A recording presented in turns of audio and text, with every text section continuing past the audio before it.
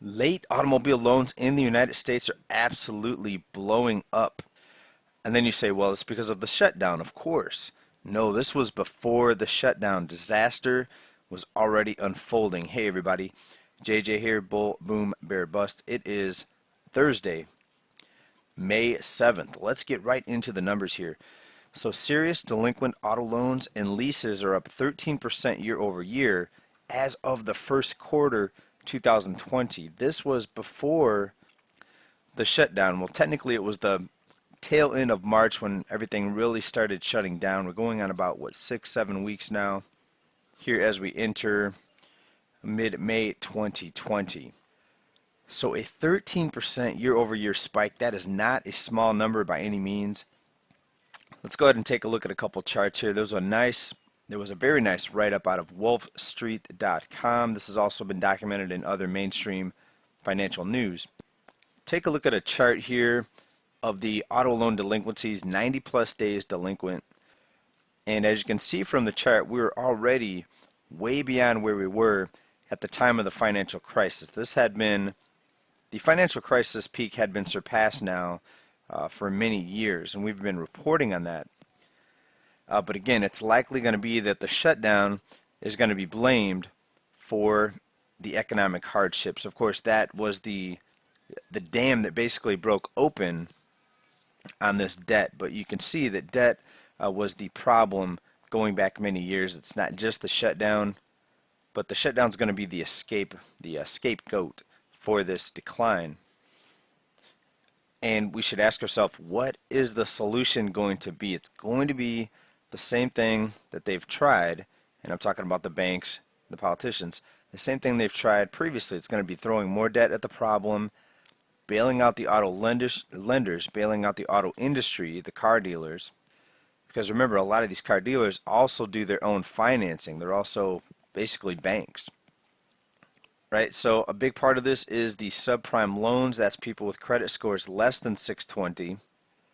But even the non-subprime loans are also exploding into delinquencies. Right? So think about the magnitude of this. Even when the shutdown ends, if and when it ends, the country's starting to slowly open up in different areas right now.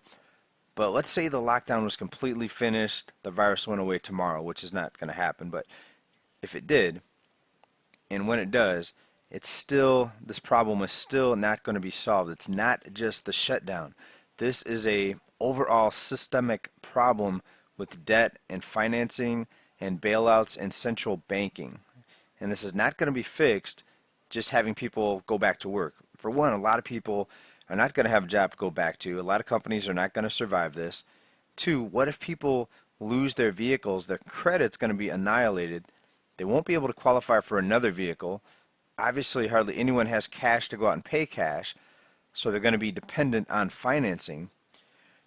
And you're going to see just millions of people with destroyed credit. They will not be able to get a loan, or maybe they'll be able to get some new loan that they'll invent. Maybe it's going to be called a super subprime loan, where people with 500 or less credit scores can go out and borrow $20,000, $30,000 for a car, maybe 20-25% interest, and that's okay because we can just keep bailing out the lenders when these people cannot make their payments, right?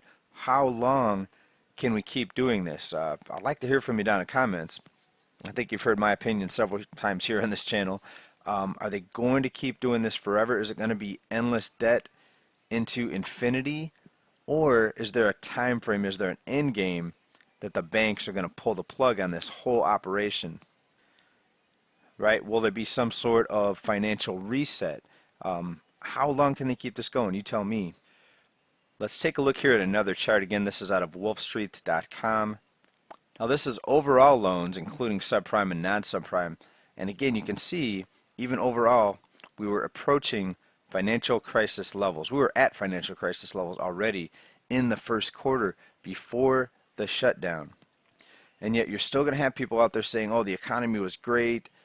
This was the best economy ever. Unemployment was the lowest ever. It was all because of the shutdown. There were no other problems. Everything was fine.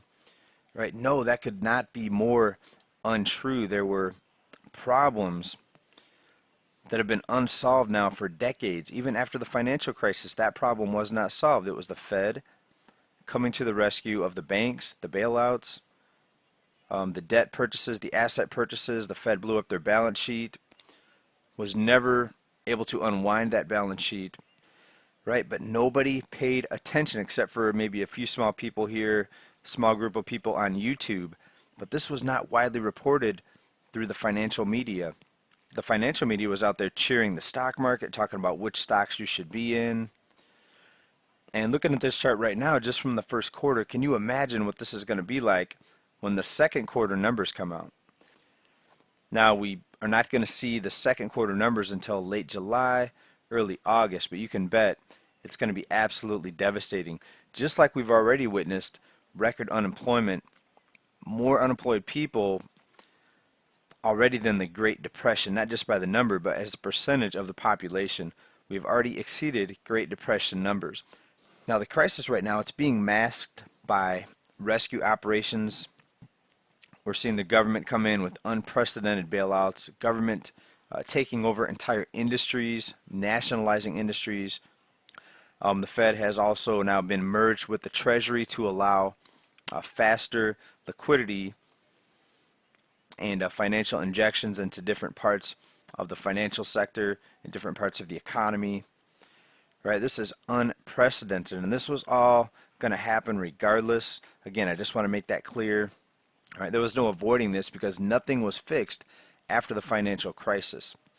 Right, all it was just more debt, more lending, more pretending. Also, let's talk about this third bullet point right here. Lenders offer payment deferrals for 90 days, no late fees during that time, but interest still accrues. So, for example, Ally Bank, they are offering 90 days, no payments. All right, and 90 days is probably not going to be enough for most people with the magnitude of this shutdown. But again, this is not a solution. Interest is still accruing on these loans. Sure, these people won't get late payments for 90 days. They won't get late fees for having paid late. But interest still accrues. The debt is not going away. The debt is still increasing. So after the shutdown, do you mean to tell me that people are going to be in a better financial position and able to go ahead and resume paying these outrageous loans? Well, no, of course not. This is not going to be a solution. These deferrals are just prolonging the day of reckoning. All right, the same thing over in the mortgage side of things. We've talked about that. They're deferring the payments, but the debt does not go away, and the economy is not going to be the same. Right, so this disaster is just getting started, so fasten your seatbelts because we've got a bumpy ride ahead of us. There's going to be a lot of people that are just going to be wiped out, devastated. We're going to see probably homeless cities popping up everywhere, even more so than they are now. And it's my guess, and I hope I'm wrong on this, it's my guess that the government's going to come in, bail out the large corporations. That way they can keep giving out loans. That way the people that can't afford to pay cash because prices are too high, the people can go ahead and take on more debt after the round of bailouts, and the cycle continues. But as this goes on through the years, you're going to see, even worse now, the wealth divide. It's pretty much going to be the people at the bottom, the slave laborers that are working into their 60s, 70s, 80s. And then you're going to see a very small group of people, probably not even the top 10%. It's probably going to get condensed down to the top 1%. It's going to be consolidated. So you're going to see a very small group of people at the top that basically own everything. And this was all by design. This was all made possible by the money system, the central banking system, the monopoly money that's created out of nothing, the government getting more involved in the markets. There's no free markets. Once the government gets involved, you see they pick the winners and the losers. So you have people that never worked a real job, people sitting in their little suits, in their little office, in their suits and ties. They make the decisions. They think that they are more able, they think they're better able to run the economy than just you and me, the consumer. See, it's the consumer that should pick the winners and the losers. That's called the free market. Right? Not some politicians, not some bankers. Right? And this is why you hear so many people advocating for less government. We need real free markets. We need real capitalism. You see, when the government's involved, that is not capitalism by definition. And we have the government basically running everything right now. The entire economy, in some way or another, is run by the government. But yet, just the opposite of what should happen will happen. You're going to have people calling for more government assistance, more government intervention. And yes, that may seem like it's going to make the problem go away, but it's only going to make it worse in the end. So your kids, my kids, your grandchildren, my grandchildren down the road are going to be paying for this. And actually, speaking of children, I mean, the birth rate is declining. More and more people are deciding not to even have kids and bring kids into this world of such a rigged, manipulated system where the little guy is going to end up getting crushed in most cases, it looks like. So what can we do? What can we do to prepare ourselves? Well, you probably heard this. Try to bet against the debt, because eventually, once the bailouts really start kicking into full gear, and I don't think this is even the tip of the iceberg yet, or this may be the tip of the iceberg, but eventually it's going to be just insane amounts of stimulus, possibly UBI, helicopter money, all of the above combined together, and a lack of production on the other end with hardly any goods being produced, farmers being wiped out, a surge of farming bankruptcies, food shortages. You're going to start to see skyrocketing prices and inflation. Now right now it's deflation because we're just at the beginning of this crisis. But as this continues, unless something drastically changes, we're going to start seeing inflation pick up. The dollar is going to be absolutely destroyed. I would try to hedge against this. Precious metals, silver is my thing. I try to buy some each month. Also, I'm in a bit of cryptos, but it's mostly cash right now, mostly cash, because again, I do think the price drops are going to be drastic. There's going to be deflation, and there's going to be probably not much of a window before you start seeing hyperinflation as the bailouts, as the helicopter money goes into unprecedented territory. We're already in unprecedented territory, but it's going to be just mind-blowing levels of stimulus and debt and money that's thrown at the problem that's not going to fix it. It's just going to make it worse. It's just going to compound the negative effects that we're already seeing with all of this. It's going to be about all for this update, everybody. Thank you for watching. Appreciate you being here. Please click the like and subscribe button if you'd like to help out the channel.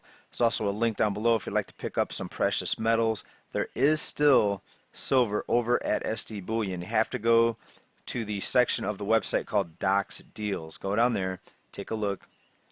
If you have a few extra dollars, I'm not saying buy this if you're almost out of food or if you're unable to pay your electricity bill. This is for people that have a little bit to invest, or maybe a good chunk set aside to try to guard against this absolutely insane central banking system that we're all basically stuck in right now. Okay, thanks everybody for watching. Bye for now.